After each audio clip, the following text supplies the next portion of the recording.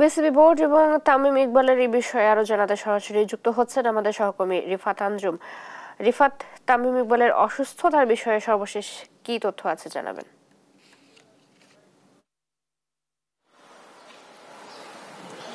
চৈতি, তামিম ইকবালের সর্বশেষ যে অবস্থাটা সেটা হচ্ছে তামিম ইকবাল অবস্থা কিন্তু মোটেই ভালো নাই, যেটা আমরা জানতে পেরেছি যে তিনি লাইফ সাপোর্টে রয়েছেন এমন একটা খবর পাওয়া গেছে। হওয়াটা স্বাভাবিক, কারণ একটা হার্ট অ্যাটাক হওয়ার পরে জানা গেছে যে হার্ট অ্যাটাকের পরে একটা শক রয়েছে, সেই শকের কারণে কিন্তু আর অবস্থা আরো অবনতি হয়েছে এবং তামিম ইকবালকে কিন্তু এখন পর্যন্ত ঢাকায় আনার মতো পরিস্থিতি হয়নি। এটা স্বাভাবিক, বোঝা যাচ্ছে যে ঢাকায় আনার মতো যেহেতু পরিস্থিতি নেই, সেহেতু তামিমের অবস্থা কেমন হতে পারে। যদি আনার মতো অবস্থা থাকতো অবশ্যই নিয়ে আসা হতো ঢাকায়, যেহেতু এখন ঢাকা আনার মতো পরিস্থিতি নেই।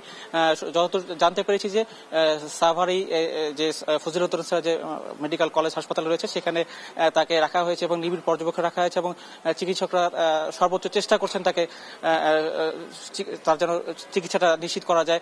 বাংলাদেশ ক্রিকেট বোর্ডের পরিচালক যারা রয়েছে তারা কিন্তু সবাই সেখানে যত জানতে পারছে তামিম ইকবালকে দেখার জন্য সেখানে ছুটে গিয়েছেন এবং এই কারণে কিন্তু বোর্ড মিটিংটা আজকে ক্যান্সেল করা হয়েছে এবং যতদূর জানতে পেরেছি যে তামিম ইকবালকে ঢাকার যে এভারকেয়ার হাসপাতালে সেখানে নেওয়ার একটা পরিকল্পনা করা হয়েছে, কিন্তু তামিমের অবস্থা কতটুকু ভালো হবে বা কতটুকু অবস্থার উন্নতি হবে সেই অবস্থার প্রেক্ষিতে কিন্তু এই সিদ্ধান্ত নেওয়া হতে পারে। এবং যত জানতে পেরেছি এখন পর্যন্ত যেহেতু অবস্থা উন্নতি হয়নি, সেই কারণে কিন্তু এখনো তাকে সাভারে রেখে চিকিৎসা এখন চালানো হচ্ছে।